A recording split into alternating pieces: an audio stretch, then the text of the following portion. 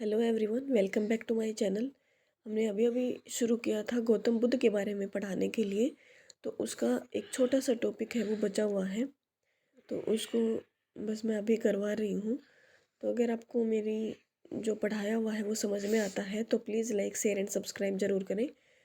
और ये जितने भी हमारे धर्मों से रिलेटेड टॉपिक्स होते हैं ये इम्पोर्टेंट होते हैं जीके के अगर तौर पर देखें तो भी। और अगर हम एसएसटी की तैयारी कर रहे हैं किसी भी कम्पिटिटिव एग्ज़ाम के लिए तो उसके लिए तो इम्पोर्टेंट है ही। तो हमने उसके 8 मार्क हैं वो कर लिए थे। अब हम उनकी जो शिक्षाएं हैं गौतम बुद्ध की उनके बारे में पढ़ रहे हैं कि उन्होंने क्या क्या शिक्षाएं दी हैं। तो उसके अंदर है पुनर्जन्म के बारे में उनकी क्या सोच थी, क्या राय थी। उसमें देखो कि बुद्ध के अनुसार जब तक मनुष्य की तृष्णा या वासना समाप्त नहीं हो जाती तब तक मनुष्य पुनः संसार में जन्म लेता है। कि जब तक वो अपनी इच्छाओं या कामनाओं को छोड़ नहीं देता तब तक उसका बार बार जन्म होता रहता है संसार में। नेक्स्ट उन्होंने अहिंसा के बारे में बोला कि महात्मा बुद्ध का विचार था कि मनुष्य को सभी जीवों अर्थात मनुष्य, पशु, पक्षी तथा जीव जंतु से प्रेम तथा सहानुभूति मतलब दया भावना उसके अंदर होनी चाहिए। नेक्स्ट है यज्ञ या बलि प्रथा में अविश्वास।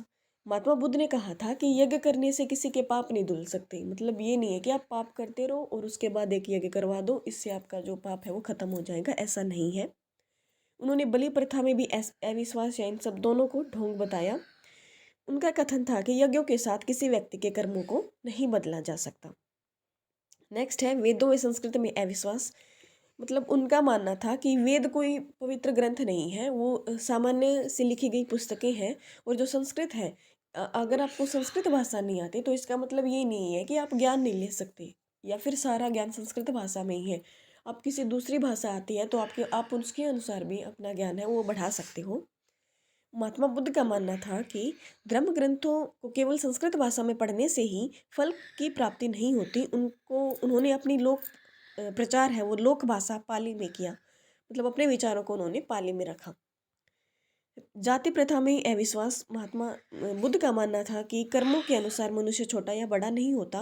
मतलब छोटा या बड़ा वो जन्म जन्म से नहीं होता बल्कि कर्मों से होता है। मतलब उसके कर्म बताएंगे कि वो कैसा इंसान है। मतलब हमें उसको कितनी इज्जत देनी चाहिए, ना कि उसकी जाति बताएगी।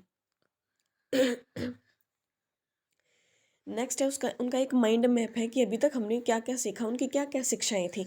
उन्होंने 4 आर्य सत्य दिए थे। आर्य सत्य में मतलब उन्होंने बताया था कि संसार दुखों का घर है, सभी दुखों का जो कारण है वो इच्छाएं हैं। अगर हम अपनी इच्छाओं को काबू में कर लेंगे तो दुखों से बचा जा सकता है। और इन सांसारिक दुखों को दूर करने के लिए उन्होंने 8 मार्ग भी बताए थे जिनको मध्यम मार्ग भी कहा जाता है। फिर उन्होंने क्रम सिद्धांत में विश्वास बताया था कि काम है वो डिसाइड करेगा कि हम कैसे इंसान हैं, ना कि हमारी जाति। फिर उन्होंने पुनर्जन्म के बारे में बताया था कि जब तक हम अपनी इच्छाओं या सांसारिक मोह माया को नहीं छोड़ देते हमारा जो जन्म है वो बार बार होता रहता है। और उन्होंने 8 मार्ग बताए थे। फिर है वेदों में संस्कृत में उन्होंने अविश्वास बताया था कि वेद है ये सामान्य ग्रंथ है और संस्कृत भाषा के बिना भी आप ज्ञान ले सकते हो। अहिंसा में उन्होंने विश्वास दिखाया था, जाति प्रथा में अविश्वास दिखाया था। यज्ञ एवं बलि प्रथा में उन्होंने अविश्वास दिखाया था।